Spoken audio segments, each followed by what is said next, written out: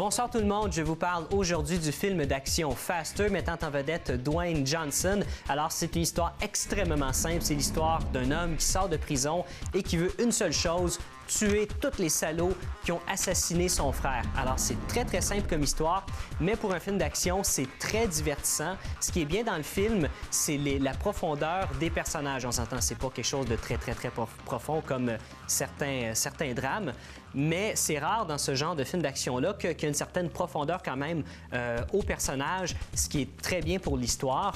Alors Dwayne Johnson, en tant qu'acteur, il fait une très bonne job là-dessus. Alors pour ceux qui s'en rappellent, dans les années 90, il faisait de la lutte, il était connu sous le nom The Rock.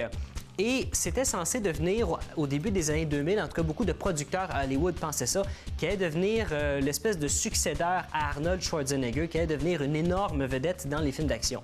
Mais à cause d'un mauvais choix de carrière au niveau de ses films, c'est pas vraiment ça qui est arrivé pour l'instant. On se rappelle, il a joué dans plusieurs comédies plus ou moins intéressantes, plus ou moins bien réussies pour toute la famille.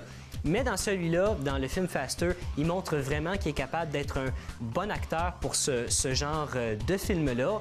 Alors, l'action est très bien réussie aussi. Ça me fait un peu penser au film Soldier en 1998 avec Kurt Russell, pour ceux qui s'en rappellent.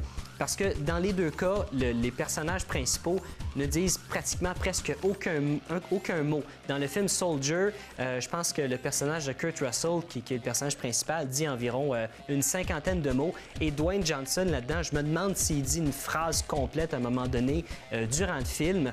Mais il joue vraiment un personnage extrême, qui n'a pas de pitié pour tous les salauds qui ont tué son frère. Alors, je donne à ce film-là une note de 3,5 sur 5. Pour tous ceux qui ont aimé ce film-là, un film dans le même genre, il y a évidemment Kill Bill et le film Soldier qui a été fait en 1998.